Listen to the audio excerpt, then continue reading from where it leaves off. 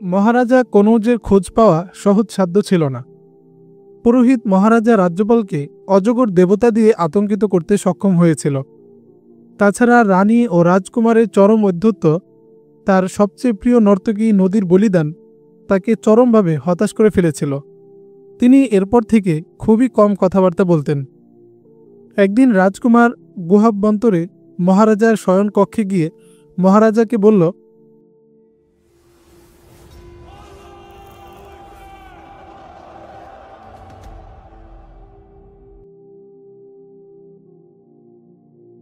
বাড়িকে রাজধানী বানানোর জন্য আমাকে অনুমতি দিন পিতৃ মহারাজ। আমি সেখানে প্রস্তুতি নিয়ে সুলতান মাহমুদকে কনৌজ থেকে বিতাড়িত করব এবং পরাজয়ের প্রতিশোধ নেব। রাজকুমার আরও বলল, সে গোয়ালিয়র, কালাঞ্জর এবং লাহোরের রাজাদেরকে সঙ্গে নেবে। তুমি কি মনে করো সুলতান মাহমুদ তোমাকে নতুন রাজধানী তৈরির অবকাশ দেবে? জানতে চাইলেন রাজা রাজ্যপাল। তুমি কি জানো তার গোয়েন্দাদের জাল সর্বত্রই বিস্তৃত? সে যখনই জানবে বাড়িতে আমরা যুদ্ধ প্রস্তুতি নিচ্ছি, তখনই সে সেখানে আঘাত হানবে। তাহলে কি করব? এভাবে আমরা কি জঙ্গলেই সারা জীবন কাটিয়ে থাকব? অনেকটা উত্তেজিত কণ্ঠে বলল রাজকুমার লক্ষণ পাল। আমি একটি নিরাপদ ব্যবস্থার কথা চিন্তা করেছি, বলল রাজা। আমি সুলতান মাহমুদের সাথে যোগাযোগ করে কনৌজ চলে যাব। তাকে বলবো আপনার যুদ্ধের যাবতীয় ব্যয় আমরা দিয়ে দেব এবং আপনার অধীনতাও স্বীকার করে নেব। তবে তিনি যেন বাড়িতে আমাদের নতুন রাজধানী তৈরির অনুমতি দেন। আমি তার সাথে এমন চুক্তি করতে চাই যে কখনো তার বিরুদ্ধে যুদ্ধ করব না। প্রয়োজনের সময় তাকে সৈন্য সাহায্য দেব। না, আপনার এই চিন্তা ঠিক নয় আব্বাজান। আপনি এমন প্রস্তাব নিয়ে কনৌজ গেলে সে আপনার কাছে পুরো ধনভাণ্ডার চেয়ে বসবে। ধনসম্পদ তার হাতে তুলে না দিলে আপনাকে সে হত্যা করবে। এমনটি না হলেও আমরা আপনাকে যেতে দিতে পারি না, কারণ আমরা আর আপনার উপর বিশ্বাস রাখতে পারছি না। আপনার অন্তরে গজনির সুলতান এমনভাবে আসন গেড়ে বসেছে যে আপনি সনাতন ধর্মের প্রতি বিদ্বেষ পোষণ করতে শুরু করেছেন। ওহ, তার মানে আমি কি তোমাদের হাতে বন্দী? জানতে চাইলেন রাজা। পণ্ডিতজি বলেছেন আপনার উপর কোনো শয়তান ভূতের আসর পড়েছে, বলল রাজকুমার লক্ষণপাল। তিনি বলেছেন এই অপছায়া নর্তকী বলিদানের দ্বারা অপসারিত হবে। পণ্ডিতজি আরও বলেছেন, ভগবান যখন কারো উপর তার ক্রোধ বর্ষণ করতে আসেন, তখন ধর্মের প্রতি তাকে বিদ্বেষী করে তোলেন। ধর্ম ধর্ম ধর্ম, এই ধর্ম ধর্ম করে আমি নিঃশেষ হয়ে গেলাম। জেনে রাখো, আমি কারো কয়েদি নই। তুমি বাড়ি চলে যাও। পারলে রাজধানী হিসেবে বাড়িকে প্রস্তুত করো। মনে রাখবে, আমি তোমার পিতা। তুমি একমাত্র আমার স্থলাভিষিক্ত হওয়ার মতো পুত্র। আমি যে বিষয়টি তোমার জন্য নিরাপদ মনে করব তাই করব। পুরোহিত তার তাঁবুটিকে মহারাজার তাঁবু থেকে একটু দূরে স্থাপন করাল। মহারাজার তাঁবুর মতো পুরোহিতের তাঁবুতেও ছিল 3টি কক্ষ। একটি কক্ষে সে পূজা অর্চনা করত। তার তাঁবুতে কারো প্রবেশাধিকার ছিল না। সে যখন তার কক্ষে নর্তকী নদীকে ডেকে পাঠালো, তখন সে বুঝতে পারল মহারাজা কেন নদীকে বলি না দেওয়ার ব্যাপারে এতটা কঠোর অবস্থান নিয়েছিলেন। নদীকে যখন পুরোহিত ডেকে পাঠালো, নদী এতে বেশ আশ্চর্যান্বিত হল, কারণ পুরোহিতরা কখনো কোনো নর্তকীর সাথে কথা পর্যন্ত বলে না। তার তাঁবুতে ডেকে পাঠানো তো দূরের কথা। ডাক পেয়ে নদী পুরোহিতের তাঁবুতে হাজির হল। নদী, তুমি পাপের একটা জীবন্ত মূর্তি। তোমার মৃত্যু হলে পরজন্মে তুমি শূকর কিংবা শেয়ালের রূপ ধারণ করবে। তোমার সেই পুনর্জন্ম হবে দুঃখ শোকে ভরা। তোমার অন্তরাত্মা সবসময় দুঃখ ভারাক্রান্ত থাকবে। প্রথম জন্মকে স্মরণ করে করে তুমি দুঃখের সাগরে ভাসবে। এত পাপ করার পরও জানি না হরিহরি মহাদেব তোমার প্রতি এতটা প্রসন্ন কেন হয়ে গেলেন। তিনি তোমাকে নিজের স্ত্রী বানানোর ইচ্ছা পোষণ করেছেন। দেবতাদের ইচ্ছাই নির্দেশ। নদী, তুমি হয়তো বর্তমান জীবন ত্যাগ করতে চাইবে না, কিন্তু তুমি যখন আকাশের রানী হবে, তখন তোমার অন্তর আনন্দে আত্মহারা হয়ে যাবে। এটা কি করে সম্ভব পণ্ডিত মহারাজ? আমরা তোমাকে দেবতার পায়ে উৎসর্গ করতে যাচ্ছি, বলল পণ্ডিত। এ চাঁদের 12তম রাতে দেবতা তোমাকে নিতে আসবেন। তোমার রক্ত এই জমিনে ফেলে দেওয়া হবে। এই রক্ত মাংস নিয়ে তুমি দেবতার কাছে যেতে পারবে না, কারণ তোমার এই রক্ত মাংস পবিত্র নয়। আমি বুঝে ফেলেছি মহারাজ, আপনি আমার মাথা কেটে ফেলবেন, আতঙ্কিত কণ্ঠে বলল নদী। না না মহারাজ, আমি এমন মরণ মরতে চাই না। না চাইলেও তোমাকে মরতে হবে নদী। স্বজাতির ধর্ম আর মহারাজার কল্যাণে তোমাকে জীবন উৎসর্গ করতেই হবে। নদী পালিয়ে যাওয়ার জন্য এদিক সেদিক তাকাচ্ছিল। পণ্ডিত তাকে সান্ত্বনা দিতে দিতে বলল, দেবতাদের ইচ্ছার বিরুদ্ধাচরণ করলে তোমার চেহারায় কাটার মতো শত শত টিউমার হবে, পেতনির মতো কালো হয়ে যাবে তোমার শরীর, আর দুর্গন্ধে তোমার কাছে কেউ যেতে চাইবে না। তখন তুমি মহারাজার প্রিয় ভাজন তো দূরের কথা, কাছে থাকার অনুমতি পর্যন্ত পাবে না। মহারাজার লোকেরা তোমাকে জঙ্গলে ফেলে আসবে। তোমার চোখ দুটো মরা মানুষের মতো সাদা হয়ে যাবে, কোমর বেঁকে যাবে, তুমি ঠিকমতো হাঁটতেও পারবে না। এসো নদী, এই তো সামনেই দেবতা রয়েছেন, একটু দেখে নাও। পুরোহিত নদীকে অপর কক্ষে নিয়ে গেল এবং ঘাসে ভরা একটি জায়গা থেকে ঘাসগুলো সরালে একটি গর্ত দেখা গেল। পণ্ডিত নদীকে সামনে নিয়ে গর্তের ভিতরটা দেখালো। গর্তের ভিতরে বিশাল এক অজগর কুণ্ডুলি পাকিয়েছিল। নদী অজগর দেখে চিৎকার করে উঠল, এটাই তো দেবতা, যা তোমাকে নেওয়ার মেহমান, বলল পুরোহিত। আপনি কি আমাকে গর্তের এই অজগরের মুখে ফেলে দিবেন? কম্পিত কণ্ঠে জানতে চাইল নদী। পুরোহিত একটি ফুল নদীর নাকের কাছে ধরে বলল, এটার ঘ্রাণ নাও, এটি দেবতা তোমাকে দিয়েছেন। পুরোহিত একটি ফুল নর্তকীর নাকের কাছে তুলে ধরল। নর্তকী সেটির ঘ্রাণ নিলে তার শরীর শিথিল হয়ে এলো এবং সে জ্ঞান হারিয়ে ফেলল। পুরোহিত নদীকে ধরে অন্য কক্ষে শুইয়ে দিল। এরপর পুরোহিত ঘাস দিয়ে অজগরটিকে ঢেকে দিল। এরপর কেটে গেল ৩-৪ দিন। এ কয়দিন রাত হলেই একটি মানুষ ছায়ার মতো তাঁবুর আশপাশে পা টিপে আসা যাওয়া করেছে। এক রাতে সে পুরোহিতের তাঁবু ঘেঁষে দাঁড়াল। সে পুরোহিতের তাঁবুর সাথে কান লাগিয়ে দাঁড়িয়ে রইল। এর পরদিন ছায়ামূর্তিটি মহারাজার তাঁবুর পাশে গিয়ে দাঁড়ালে মহারাজার নিরাপত্তা রক্ষীদের কেউ কিছু একটা অস্তিত্ব টের পেয়ে চেটিয়ে উঠল, কে কে ওখানে? হুঁশিয়ারি শোনা মাত্রই ছায়ামূর্তিটি অন্ধকারে অদৃশ্য হয়ে গেল। অন্ধকারের মধ্যে রাজার নিরাপত্তা রক্ষীদের ছোড়া তীর ছায়ামূর্তিটির পাশ দিয়ে শন শন করে এসে মাটিতে বিদ্ধ হল। ছায়ামূর্তি জঙ্গলি জন্তুর মতোই ঝোপের মধ্যে হারিয়ে গেল। একটু পরেই শোনা গেল শেয়ালের ডাক। মহারাজার নিরাপত্তা রক্ষীরা মনে করল এটি ছিল শিয়াল।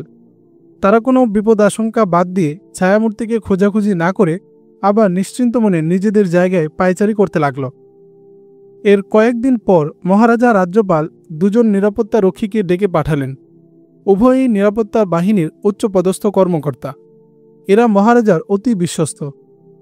সেনাবাহিনীতে ভর্তি হওয়ার পর থেকে এরা 2 জন সবসময় রাজার সঙ্গে থেকেছে এবং মহারাজার সুখ দুঃখের সঙ্গী। এদের আনুগত্য প্রশ্নাতীত। মহারাজার জন্যে এরা নিজেদের জীবন বিলিয়ে দিতে সামান্যতম কুণ্ঠাবোধ করবে না, এমনই তাদের আচার ব্যবহার। মহারাজার এই দুর্দিনেও এরা 2 জন মহারাজাকে এই আশ্বাস দিয়েছে যে মহারাজার যে কোনো সিদ্ধান্ত তারা মাথা পেতে নেবে এবং যে কোনো বিপদে তাদের জীবন উৎসর্গ করতে কুণ্ঠাবোধ করবে না। মহারাজা তাদের বললেন, আমি কোনো যুগে সুলতান মাহমুদের আনুগত্য মেনে নিতে চাই, কারণ তার সাথে বৈরিতা করে আমি আমার ভবিষ্যৎ গড়তে পারব না। মহারাজা চাচ্ছিলেন সুলতান মাহমুদের আনুগত্য স্বীকার করে নিয়ে বাড়িকে রাজধানী রূপে গড়ে তুলতে, কিন্তু পণ্ডিত মহারানী ও রাজকুমার লক্ষণপাল তার এই সিদ্ধান্তের ঘোরতর বিরোধী ছিল। এক রাতে মহারাজা তার রাজকীয় পোশাক ত্যাগ করে সাধারণ প্রজার বেশ ধারণ করলেন। অনুরূপ পোশাক তার বিশ্বস্ত 2 সঙ্গীকেও পরালেন। চোখে মুখে মাথায় খেটে খাওয়া শ্রমিকের মতো করে মেটে রঙের প্রলেপ দিলেন। তারা 3 জন যখন বেশ বদল করছিল তখন পণ্ডিত রাজার তাঁবুর দিকে আসছিল এবং দূর থেকে তাদের বেশ বদলের দৃশ্য দেখে পণ্ডিতের মনে সন্দেহের উদ্রেক হল। সে ঠায় দাঁড়িয়ে গেল আর অগ্রসর হল না। সে এমন গোবেচারার ভাব করল যে কিছুই দেখেনি। পণ্ডিত সন্দিগ্ধ মনে সেখান থেকেই ফিরে এলো। বেশভূষা বদল করার পর মহারাজা ও তার একান্ত 2 সঙ্গী ঘোড়ায় সওয়ার হয়ে সাধারণ পথ এড়িয়ে বনভূমির দিকে অগ্রসর হল। কনৌজের দিকে যাওয়ার জন্য সেখানে একটি মাত্র পথ ছিল, আর এই পথটি ছিল 2টি পাহাড়ের মাঝ দিয়ে। জায়গাটি ছিল ঘন গাছগাছালি ও ঝোপঝাড়ে ভরা। 3 জন অশ্বারোহী একটি পাহাড়ের আড়ালে চলে যাওয়ায় তাঁবুর শিবির তাদের আড়ালে হয়ে গেল। তাঁবুর আড়ালে গিয়ে তারা অনেকটাই স্বস্তির সাথে সামনের দিকে অগ্রসর হতে লাগল। তারা যখন দুটি পাহাড়ের মধ্যবর্তী রাস্তা দিয়ে সামনে অগ্রসর হচ্ছিল, তখন সামনে থাকা মহারাজার ঘোড়া হঠাৎ কিছু একটা দেখে ভরকে উঠল এবং হেসারব করে পিছপা হতে শুরু করল। এই অবস্থা দেখে মহারাজার এক সঙ্গী বললেন, ঘোড়া হয়তো সাপ দেখেছে, সাপ দেখলেই ঘোড়া ভয়ে এভাবে কাঁপতে থাকে। দেখতে দেখতে অপর দুটি ঘোড়াও ঠায় দাঁড়িয়ে ভয়ে কাঁপতে শুরু করল।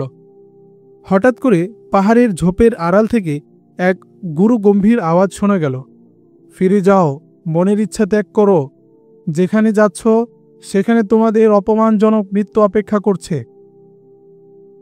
থেমে থেমে এই আওয়াজ আসছিল, সেই সাথে ক্ষীণ আওয়াজে মন্দিরের ঘণ্টাধ্বনির মতো ঘণ্টার আওয়াজ শোনা যাচ্ছিল।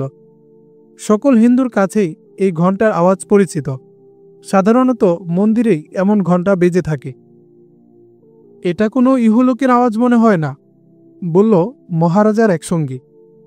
হঠাৎ ঘন একটি ঝোপের ভিতর থেকে একটি প্রকাণ্ড অজগর সাপ মাথা উঁচু করে দাঁড়ালো। সেই সাথে সেটি ধীরে ধীরে সামনে অগ্রসর হতে লাগল। অজগরকে সামনে অগ্রসর হতে দেখে ঘোড়া তিনটি ভয়ে ভরকে গিয়ে ঊর্ধ্বশ্বাসে ডানে বামে দৌড়াতে লাগল। এই অবস্থায় ঘোড়া লাগামহীন হয়ে পড়ল, কিন্তু মহারাজা ও তার 2 সফরসঙ্গী ছিল অশ্বচালনায় পারদর্শী। এমত অবস্থাতেও তারা সবাই ঘোড়ার পিঠে নিজেদেরকে সংহত রাখতে সক্ষম হল। তারা ঘোড়াকে থামানোর চেষ্টা না করে ক্লান্ত হয়ে যাওয়া পর্যন্ত দৌড়ানোর সুযোগ দিল। অশ্বারোহী পালিয়ে যাওয়ার পর অজগরটি শিকার হারিয়ে আরেকটি ঝোপের ভিতরে প্রবেশ করল। একটি গর্তের মতো গুহা থেকে ঘন সবুজ ঘাস ও গুল্মের ভিতর থেকে পণ্ডিত মাথা উঁচু করল এবং গুহা থেকে বেরিয়ে পাহাড়ের ঢালে এসে দাঁড়াল। সেখানে দাঁড়িয়ে এদিক সেদিক মাথা দোলাতে লাগল। সে মনে মনে আফসোস করতে লাগল, 3 অশ্বারোহী তার নাগালে বাইরে চলে গেছে। ব্যর্থতায় পণ্ডিত আকাশের দিকে তাকিয়ে সেখানেই স্থির দাঁড়িয়ে রইল। হঠাৎ কোত্থেকে একটি লোক এসে পণ্ডিতের সামনে উদয় হল। পুরোহিত তাকে চিনত। লোকটি ছিল অর্ধবয়স্ক এক সৈনিক। লোকটি তরবারি কোষমুক্ত করে উদ্ধত কণ্ঠে পুরোহিতকে বলল, যদি বাঁচতে চাও তাহলে বলো নদী কোথায়? তুমি এখানে কোত্থেকে এলে? হুমকি সুরে বলল পণ্ডিত। ভালো চাও তবে এখান থেকে চলে যাও, নয়তো মহারাজাকে বলে তোমাকে মৃত্যুদণ্ড দেব। তোমার আর রাজার জীবন এখন আমার হাতে, বলল সৈনিক। আমি জানতে চাই নদীকে তুমি কোথায় লুকিয়ে রেখেছ? আমি তাকে বলি দিতে দেব না। নদীর খোঁজ না দিয়ে তুমি এখান থেকে জীবন নিয়ে পালাতে পারবে না পণ্ডিত। পণ্ডিত তাকে দেবদেবীদের অভিশাপ ও ক্রোধের ভয়ভীতি দেখাতে লাগল এবং বলতে লাগল, নদীকে দেবতার সন্তুষ্টির জন্য বলি দিতে হচ্ছে, তাকে দেবতা পছন্দ করেছেন। পৃথিবীর মতো নোংরা জায়গা থেকে বিদায় নিয়ে সে তখন থাকবে দেবতার স্ত্রী হয়ে আকাশে, তাতে তুমি বাদ সাধছ কেন? পণ্ডিত যখন এসব কথা বলছিল, ঠিক সেই সময় তার পিছনের ঝোপ থেকে মাথা উঁচু করে উকি দিল বিশাল অজগর। অজগরটি মাথা উঁচু করে নিঃশব্দে সামনে অগ্রসর হতে লাগল। মধ্যবয়সী লোকটি অজগরকে আসতে দেখল, কিন্তু সে পণ্ডিতকে সতর্ক না করে নিজে ধীরে ধীরে দূরে সরে যেতে লাগল। অজগরটি অগ্রসর হয়ে তার সামনে দাঁড়ানো পণ্ডিতের একটি পা মুহূর্তের মধ্যে মুখের ভিতরে পুরে নিল। পণ্ডিত আত্মচিৎকার দিয়ে উঠল। অজগর পণ্ডিতকে উপরে উঠিয়ে জমিনে একটা আছাড় দিল।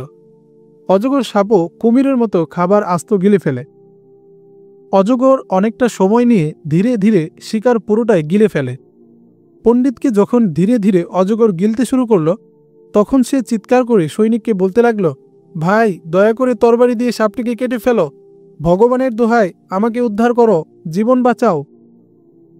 আরে, এটা না তোমার দেবতা পণ্ডিতজি, বলল সৈনিক। আমি জানি কখন থেকে তুমি এটিকে দেবতা জ্ঞানে পুষে আসছ। আমি মহারাজার প্রতি বিশ্বস্ত, আমি তোমার সুহৃদ নই। আমি সব জানি, তোমার দেবতা আমার মহারাজার পথ রুখতে পারেনি। আরে ভাই, এসব কথার সময় নয় এটা, তুমি আগে এসে তরবারি দিয়ে এটার মাথা কাটো, আমাকে বাঁচাও আগে, চিৎকার করে বারবার বলছিল পণ্ডিত। আগে বলো নদীকে কোথায় রেখেছ? হ্যাঁ, বলে দিচ্ছি, ব্যথায় কোঁকড়ানো কণ্ঠে বলল পণ্ডিত। কিন্তু আগে অজগরটিকে কেটে ফেলো। নদী কোথায় বলো আগে। তোমার কাছে একটা নর্তকী তেমন গুরুত্বপূর্ণ মানুষ না হতে পারে, কিন্তু ওকে আমি নিজের বোন মনে করি। সে ছিল একটি এতিম মেয়ে। আমার মা বাবা তাকে লালন পালন করে অধিক সুখের আশায় মহারাজার হাতে তুলে দেয়। আমি ওকে এতটাই আদর সোহাগ করতাম, আর সে আমাকে এতটাই ভালোবাসত যে ওর ভালোবাসার টানে আমি মহারাজার কাছে চলে আসি। আমি মহারাজার কাছে এসে তরবারি চালনা ও তীর নিক্ষেপে নৈপুণ্য দেখালে তিনি তার একান্ত নিরাপত্তা বাহিনীতে আমাকে চাকরি দিয়ে দেন। সেই থেকে আমি প্রকাশ্যে মহারাজার, কিন্তু আড়ালে নদীর নিরাপত্তা বিধানে কাজ করছি, কারণ নদী আমার সহোদরা বোনের মতোই প্রিয়। তাহলে শোনো, কোকাতে কোকাতে বলল পণ্ডিত। আমার তাঁবু থেকে 200 গজ পূর্ব দিকে যাবে। ওখানে দুটি টিলার মাঝখানে গেলে ডান পাশের টিলার মধ্যে একটি গুহার মতো দেখতে পাবে। এর ভিতরে প্রবেশ করলে দেখতে পাবে খুব সাজানো গোছানো একটি জায়গা, যেন একটি স্বর্গ। তুমি জায়গাটি দেখলে সেখানেই থেকে যেতে চাইবে। সেখানে তুমি নদীকে পাবে। আমি তো নদীর কথা তোমাকে বলে দিলাম। এখন সামনে এসো, সাপটাকে তোমার তরবারি দিয়ে কেটে ফেলো, আমাকে উদ্ধার করো। তুমি তোমার কুকর্মের শিকার হয়েছ পণ্ডিত। তোমার ধোঁকাবাজি আর প্রতারণা তোমাকে গিলে ফেলছে।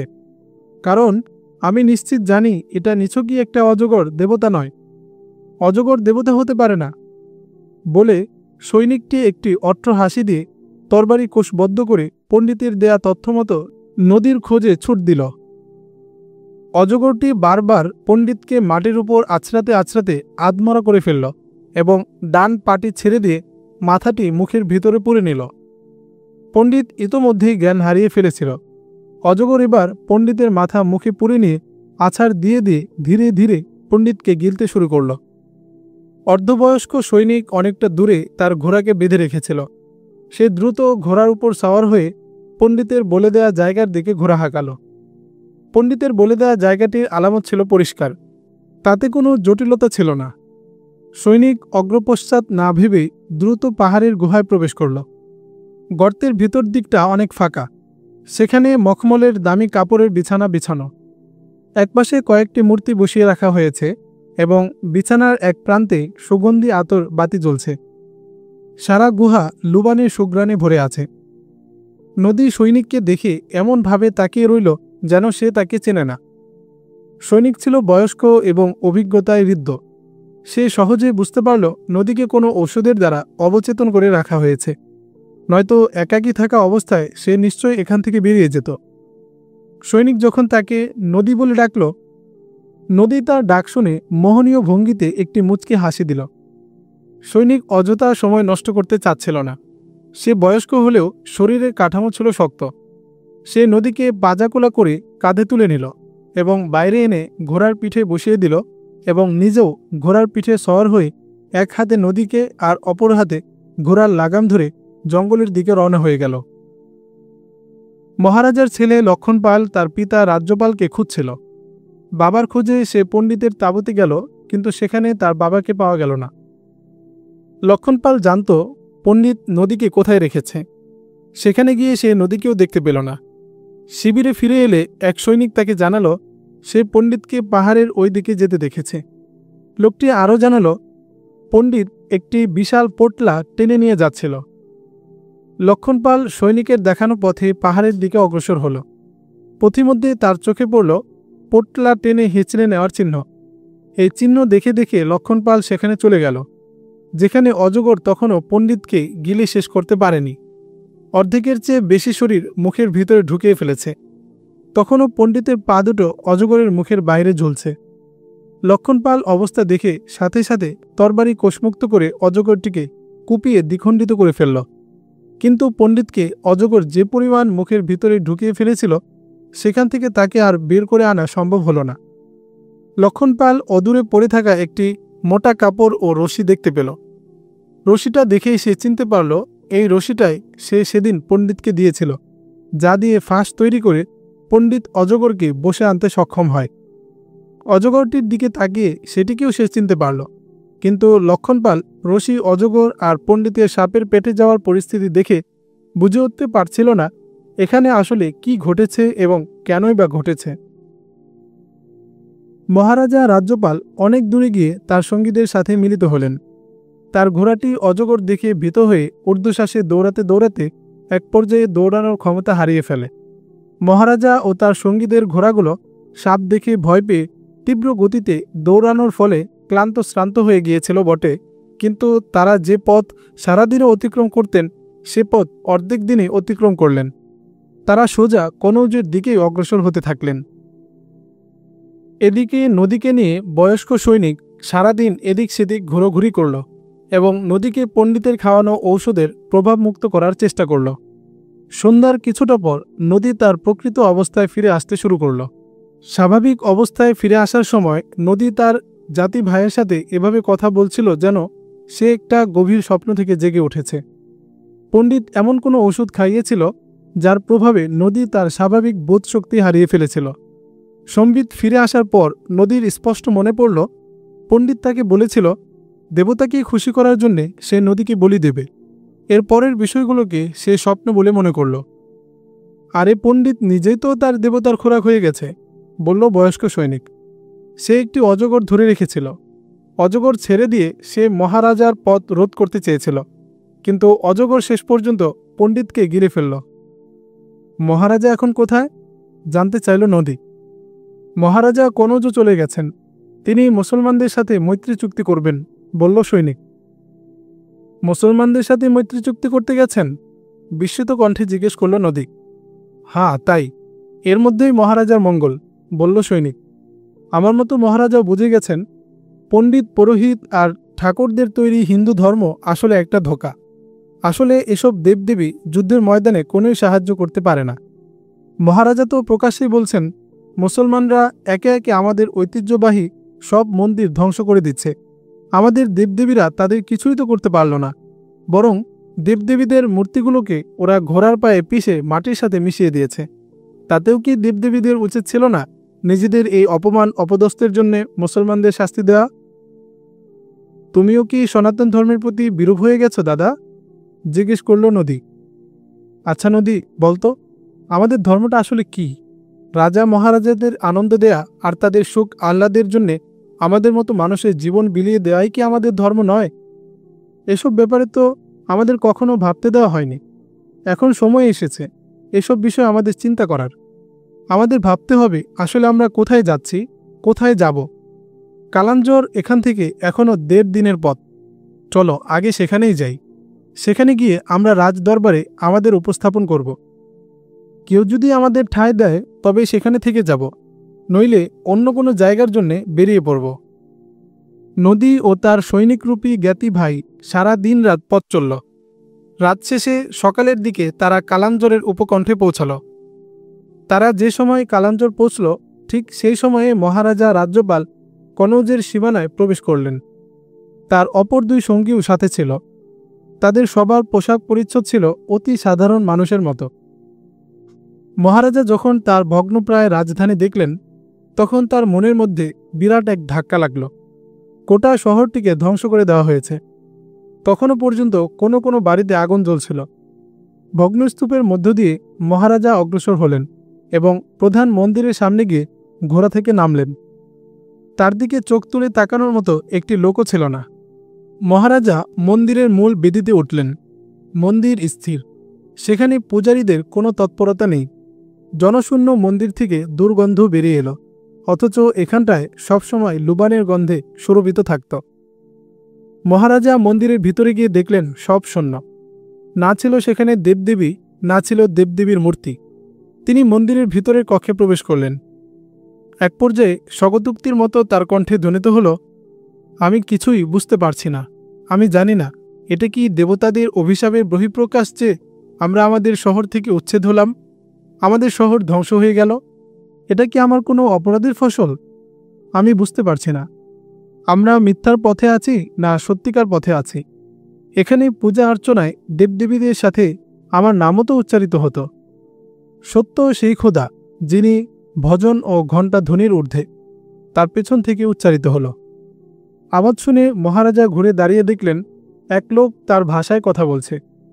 লোকটি আরও বলল, কনৌজের রাজা কি ভগ্নস্তূপের মধ্যে নিজের জাঁকজমক এবং ভ্রান্ত ধর্মের ধ্বংসাবশেষ দেখছেন?